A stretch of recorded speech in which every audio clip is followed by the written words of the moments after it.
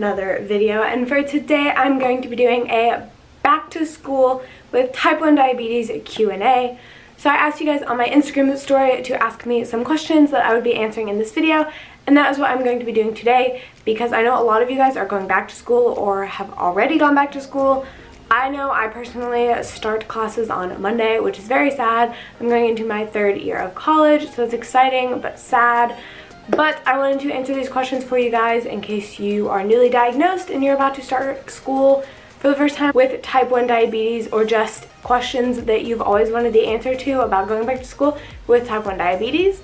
Before we get started with this video, make sure you hit that subscribe button down below. It really helps me out. We're super close to 2,000 subscribers, and it would mean a lot if we could reach that goal because that is another huge milestone that I've always wanted to reach.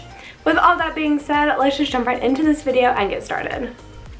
Okay, so the first question that I got was asking me, do you tell your teachers / instructors about your diabetes? And then how do I tell my professors about my type 1 diabetes?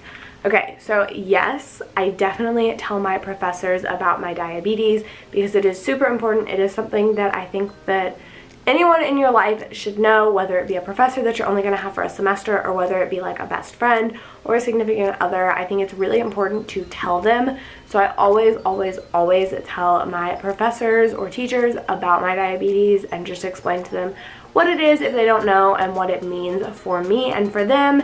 And they typically ask if there's anything that they need to do, and normally there is not, so it is no big deal, but I definitely tell them about it.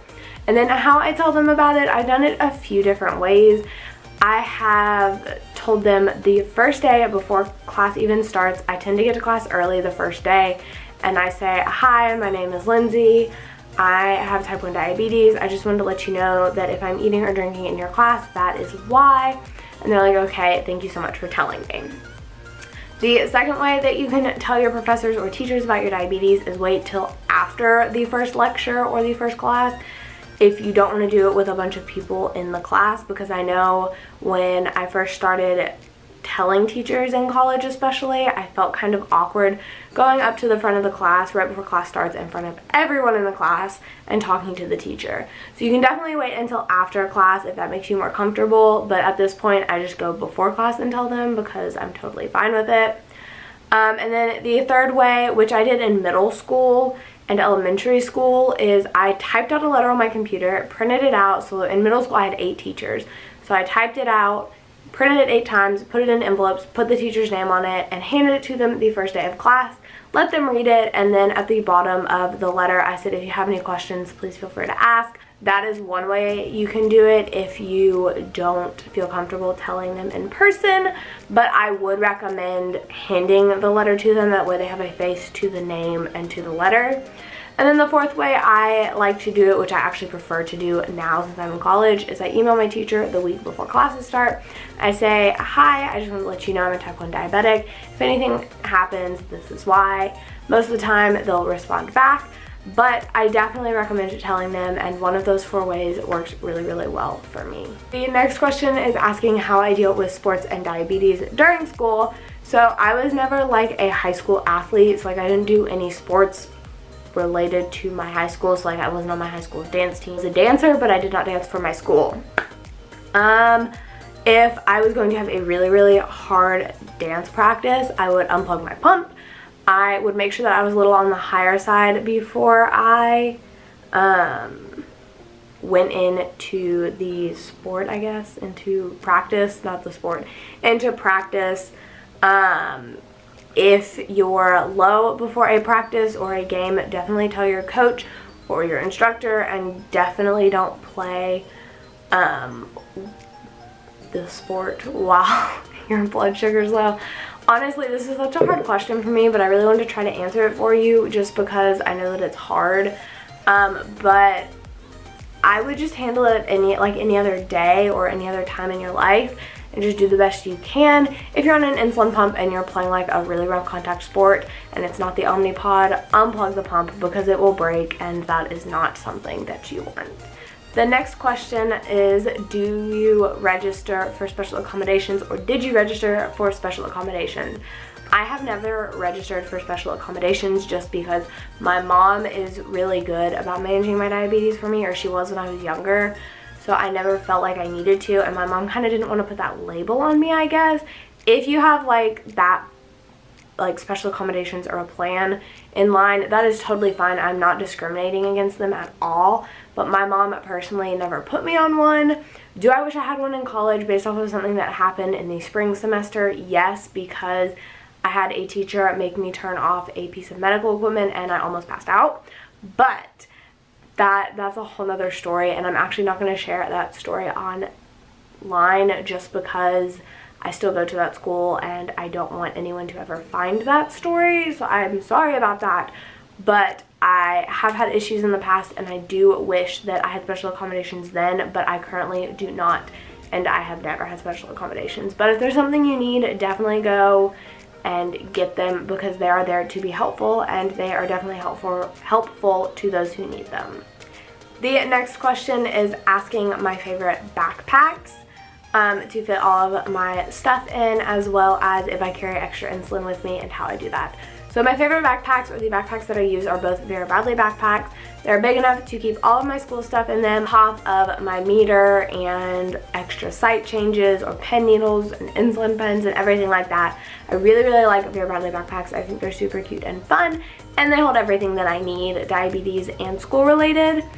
And no, I don't carry extra insulin with me. I have never carried an extra vial of insulin with me because I'm always afraid that it is going to get too hot or expire or anything like that, and I tend to be really good about checking how much insulin I have left in my pump, and my pump also alarms me when I hit 25 units, so 25 units will last me through a school day or a lecture, so I'm normally really good with that. But if you do want to carry an extra vial of insulin with you, I do know that there's a company called FREIND, I think.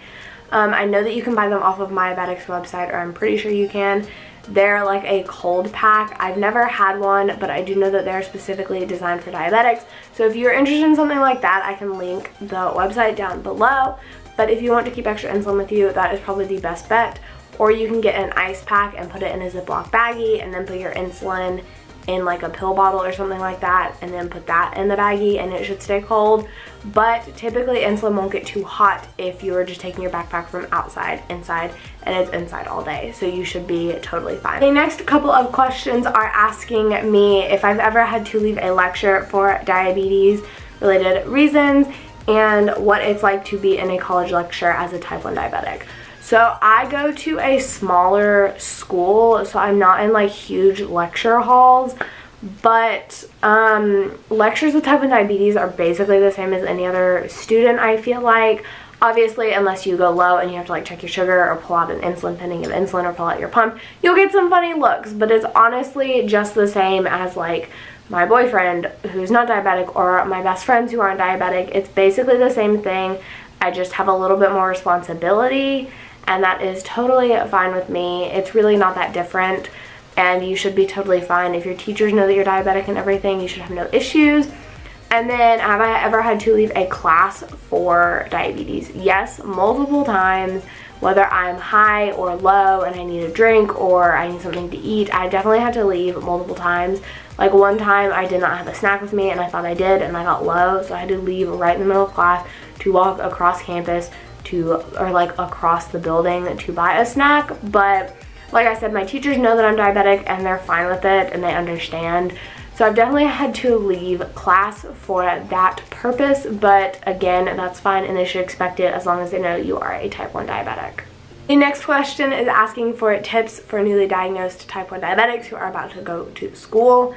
So I've already touched on a few of the things, but the first thing is to definitely let your teachers / professors know that you're type 1 diabetic, because that's super important, and they're there to help you if you need them. And then they know whether or not to call like an ambulance if you pass out or anything like that. They know it's important for them to know.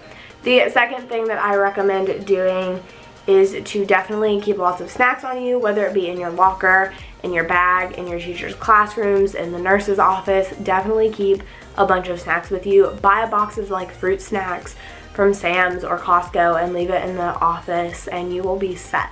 But definitely make sure you have lots of snacks on you.